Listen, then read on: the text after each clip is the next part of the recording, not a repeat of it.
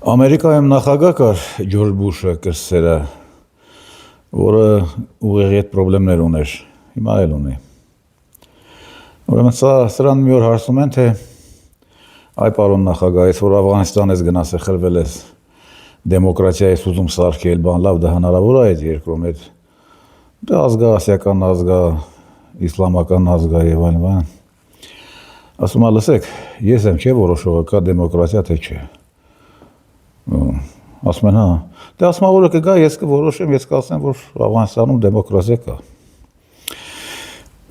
Դե Բուշը ապուշ էր, տենց բան չի կարելի ասել։ Բայց շնորհակալ լինենք, որ մարդը անկեղծ, ազնիվ ասեց են ինչ կա։ Հիմա Ամերիկան է որոշում աշխարհում, որտեղ է դեմոկրատական երկիր, ով է դեմոկրատական, ով հակադեմոկրատական եւ այլն եւ այլն։ Ստեղ մի հատ նշպության վրա եմ ուզում ուշադրություն դարձնել։ Գերտերությունը տարբերվում է սովորական մեծ տերությունից նրանով, որ գերտերությունը կարող է հանդես գալ որպես այլ պետության համար լեգիտիմության աղբյուր։ Օրինակ տեսեք, Ֆրանսիայի նախագահը չի կարող ասել այնքան քարշ չունի, որ ասենք Ղազախստանը դեմոկրատական է, թե չէ, Ղազախստանի ընտրությունները ճանաչում է, թե չէ, դա կարող է անել գերտերության ղեկավարը, այսինքն Միացյալ Նահանգների նախագահը։ Ինքն է հանդես գալիս լեգիտիմության աղբյուր այլ երկրի իշխանության համար։ Հայաստանը իհարկե բացառություն չէ։ Հիմա Ամերիկայում ճանաչված, Արևմուտքում ընդհանրապես Փաշինյան Նիկոլը դեմոկրատ է ճանաչված, եւ դա անվիճելի է, ոչ ոք կասկածի տակ չի դնում այդ դիագնոզը, բայց մենք կփորձենք դա անել։ Հիմա տեսեք, ասում են դեմոկրատական երկիր է։ Ուրեմն կա աշխարհում, քաղաքակիրթ աշխարհում եւս մեկ երկիր, որտեղ իշխանության տեխնացուին ով հաղթի, հաջորդ օրը կտեղափոխվի բանտ։ Չկա։ Արուշա Արուշանյան հաղթեց, նստեց, ինչ է, ի վերջո դարձավ Նիկոլական, Ամոթ Արուշին։ Բերդի համայնքապետը հաղթեց, նստեց, ազատվեց այն պայմանով, որ հրաժարական է տալիս համայնքապետի պաշտոնից։ Ալավերդիում հաղթեց, բայց չնստեց, որովհետև չաշխատեց։ Այնտեղ հեղաշրջում եղավ, այդ ապրելու երկիր կուսակցությունից մարդ գողացան սրանք տարան, իրենց ուզած տեխնացուին քաղաքապետ սարքեցին։ Կիրովականի Մամիկոն Ասլանյան հաղթեց, 4 տարի պիտի քաղաքապետ աշխատեր Կիրովականում, բայց 4 տարի նստեց։ Լեննականի Վարդան Ղուկասյան նրա ընտրության նախօրեն ես գրեցի, որ ոչ եռնեք վաղվա հաղթողին, որովհետև անպայման կնստի, որովհետև սա դեմոկրատական երկիր է, Ամերիկան է տես ճանաչում,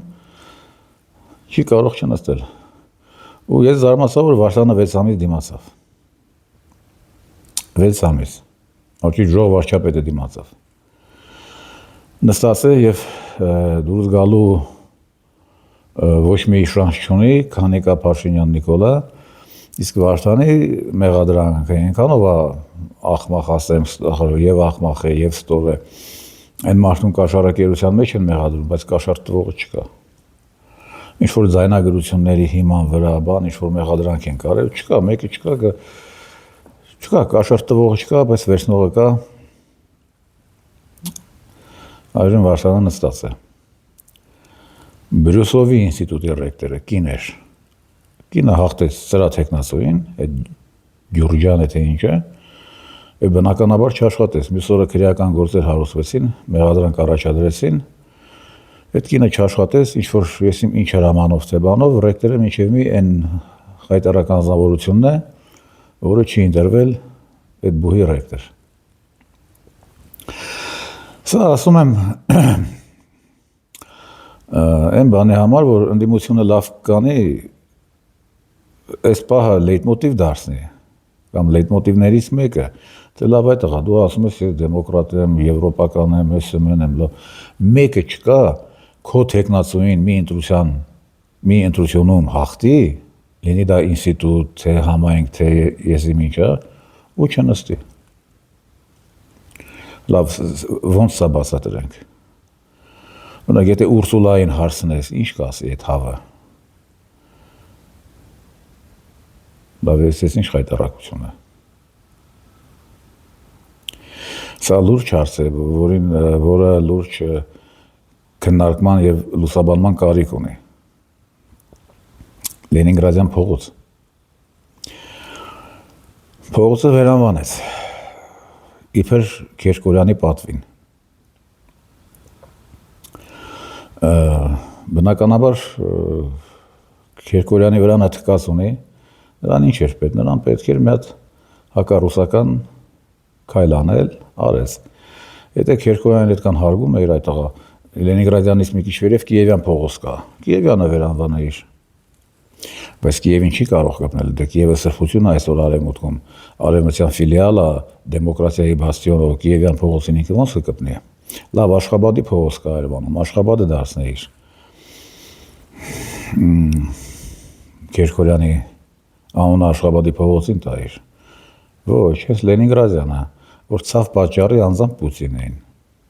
Այս մարդը Եզրասրբազանին քրեական պատասխանությամբ ենթարկեց։ Մենակ այն բանի համար եւ այն բանից հետո, երբ Վլադիմիր Պուտինը Եզրասրբազանին հանձնեց Ալեքսանդր Նևսկու ռուսական ամենաբարձր պարգևներից մեկը։ Ալեքսանդր Նևսկու շքանշանը։ Այս շքանշանը չլներ Եզրասրբազանը այսօր քրեորեն չէր հետապնդվի։ Լավ, դու հարգում ես բարերարներին, Քերկորյանին։ Քերկորյանը ծախսե չի ծախսե, այս երկրի վրա ծախսել է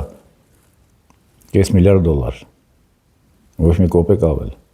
Սամվել Կարապետյանը ծախսել է առնվազն կրկնակին այդ $5 միլիարդի։ Զգալի մասը մնաց Ղարաբաղում, բայց դե մարդը իրոք արել է։ Շքեղ հիվանդանոց էր կառուցել Արցախում, որ այսօր Ալիևն է վայելում։ Բայց սրան է հարգի։ Երկու անգամ քրքից շատ է փող ծախսել Սամվելը։ Սրան է քրեորեն հետապնդում է։ Վտանգ է տեսնում։ Այսինքն ինքը թքած ունի, թե ժողովրդի, թե ժողովրդի կարիքների վրա։ Տեսեք, Ծառուկյանին լավ գործ կարեց, թե սարքեց, որ մեղադրանք առաջադրեցին Ծառուկյանին։ Ծառուկյանի կենդանիների հերնի անից, լավ է հասկացանք։ Բոլոր բիզնեսները այսօր Ծառուկյանի փակ են։ Մարդիկ ակցիա են անում, թե լավ, մեզ առանց հատեք թողնում։ Ծառուկյանը հարկեր է թաքցրել։ Ոսպեր հետազոտիր, քննիր, հետ բեր այդ հարկերը։ Չի ես հյուրանոցները փակ է։ Գործարանները ինչի ես փակել են մարդու։ Գործարանը որ աշխատի, դա թույլ չի տա, որ դու Ծառուկյանի հանցանքները քննես։ Ոչ։ Նա փաթաթած ունի հայ ժողովրդին։ Նորմալ մարդիկ, ովքեր սրան չէին ճանաչում, 18 թվին ճանաչեցին։ Իր այն բառերից հետո, երբ նա ասեց, թե եթե ժողովրդի թեկնածուն, այսինքն ես չընտրվի վարչապետ, Հայաստանը վարչապետ չի ունենա։ Պատկերացնում եք ինչ էր ասում։ Ասես ես կքանդեմ Հայաստանը, կվերացնեմ, քարը վրա չեմ թողնի։ Եթե ես չեղա վարչապետ։ Եվ այսօր զարմանում են, թե լավ, Ծառուկյանի կոլեկտիվները ինչ են լավ կանգնել։ Ինչի չեն աշխատում։ Հյուրանոցը որ աշխատի, կոնյակի գործարանը, ցեմենտի որ աշխատի։ Դա ինչով կխանգարի քո քրեական գործի վարույթին։ Չէ, նա ժողովրդի հերն է անիծում։ Եվ երբ ասում են սա ֆաշիստական ռեժիմ է, այդ ռեժիմի դրսևորումներից մեկը նաև սա է, չէ։ Ով ռիսկ ունի, այդ 4-5 քաղաքապետի, համայնքապետին, որ ես թվեցի, որոնք հաղթեցին սրան ու գնացին նստեցին, դա մեծ հաշվով նրան վնաս չէին տա։ Երկրի քաղաքականության վրա նրանք ոնց պետք է ազդեին։ Ինչ պետք է անեին։ Եվրոինտեգրումը պետք է կասեցնեին այդ քաղաքապետերը։ Իհարկե ոչ։ Բայց նա ասում է, ես Նիկոլն եմ Փաշինյան, մեկը չհամարձակվեք ինձ հետ ոտք գցել, հերեր հետ կանիցեմ։ Նրա ուղերձը հանրությանը դա է։ Չհամարձակվեք ինձ հետ մրցել,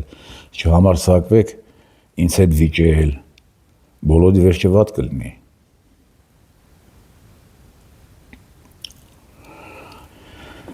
Այդ Լենինգրադյան փողոցը, հա։ Ինչ է նշանակում Վլադիմիր Պուտինին ամիսը մեկ այսպես խայթել։ Դա հայ ժողովուրդը դրա համար շատ թանկին կարող է վճարել։ Շատ թանկին։ Եվ երբ պահը հասավ նրան, որ մենք բոլորը սկսեցինք վճարել գերմանական գին գազի համար, այդ դեպքում գիտեք ինչ կասի, կասի դե գիտեք, երջանիկ եղեք, սա մեր անկախության գինն է, պետք է վճարենք։ Ամեն ինչի համար կյանքում վճարելը պետք, հատկապես անկախության համար։ Բա մենք անկախացել ենք, իհարկե, պետք է մենք դժվարություններ ապրենք։ Մինչև Եվրոպան գա մեզ փրկի կամ իր կազմը ընդունի։ Սա է վիճակը։ Հիմա շատ զարմանալիորեն ինձ համար Ռոբերտ Քոչարյանը կարծում էր, թե 21 թվին, թե 26 թվին սրան հնարավոր է հաղթել։ Հաղթել սրան հնարավոր է, բայց իշխանություն սա չի հանձնի, չէ։ Ինչ-որ քաղաքակիրթ կամ սահմանադրական ճանապարհով սրան հաղթելը դա ոչ թե անհնար է, դա տեսականորեն հնարավոր չի։ Ես ասել եմ, եթե հանկարծ սա իրոք հնարավոր չեղավ, այնքան քիչ ձայն հավաքի, որ հնարավոր չեղավ սրան նորմալ թիվ կրակել, તો նա ուղղակի ընտրությունները կչեղարկեր։ Բրյուսելն է կողջուներ Վաշինգտոնի հետը։ Մոլդովայում կա, չէ, նախադեպը։ Մայա Սանդոնը ինչ արեց, քվեարկությունից մի քանի օր առաջ հիմնական երկու ընդդիմադիր բլոկը հանեց դուրս գցեց ցուցակից։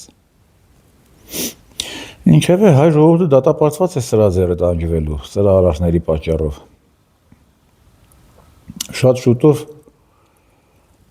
Շատ շուտով մինչև տարվա վերջ Ռուսաստանը վերջնականապես կթքի մեր վրա։ Ուղղակի միակողմանի, եթե հնարավոր չեղավ, եթե Տոկաև Էֆենդին սրան պահեց, եթե կոնսենսուսով հնարավոր չեղավ սրան դուրս գցել, այսինքն Հայաստանը դուրս գցել ԵԱՏՄ-ից, Ռուսաստանը միակողմանի դա կանի։ Միակողմանի կանի եւ մեր զամարը կսկսեն իրոք սևագույն օրեր, ոչ թե սևագույն։ Հետո սա պետք է մեզ բացատրի, թե դա անկախության գինն է, պետք է վճարել։ Գնում ենք Եվրոպա, որը պատերազմի է պատրաստող Ռուսաստանի դեմ, եւ ինչ ասեմ, պես մխիթարանքն այն է, որ Սամվել Կարապետյան ճիշտ եզրահանգման այդ, այն մարդն ասում է, կգնանք պարլամենտ ու կսպասենք ինչ-որ մի թրիգերի, որ սրա գլուխը ջարդենք։ Դե թրիգերներ շատ կլինեն։ Հիմա տեսենք, թե ոնց իրեն կպայի Կարապետյանը, ոնց կհամախմբի իր զանգվածը, ոնց կառաջնորդի այդ շարժումը։ Թրիգերներից մեկը կարող է լինել, ասենք, եկեղեցու դեմ արշավը։ Սա շատ ռադիկալ քայլեր կձեռնարկի աշնանը, երբ պարլամենտը սկսեց աշխատել։ Մարդը կասի, ախպեր, ես ինչ մեղք ունեմ, ժողովուրդն ինձ ասել է գնա կաթողիկոս փոխի։ Ես պետք է գնամ փոխեմ։ Իր նախընտրական ծրագրի մեջ եկեղեցու քանդումը կար, չէ։ Կաթողիկոսի փոփոխություն, նոր կանոնագրքի աշխարհաբարով ստեղծում, եկեղեցու ռեֆորմացիա։ Եկե գնա կանի եւ դա հիանալի տրիգեր կլինի։ Տրիգերներ շատ կլինեն, կարևորն է նա, որ պետք է հետևել դրանց եւ ըստ այդմ գործել։ Ինչևէ, մինչև տարվա ժամանակ ունենք։ Եթե 27 թիվն է սկսվեց սրա գլխավորությամբ, ուրեմն մեր հարցը ուրիշները կլուծեն եւ հնարավոր է շատ ցավոտ լուծեն Հայաստանի եւ հայ ժողովրդի համար։ Առայժմ այսքանը, բաժանորդագրվեք իմ տելեգրամյան եւ յութուբյան ալիքներին, կհանդիպենք։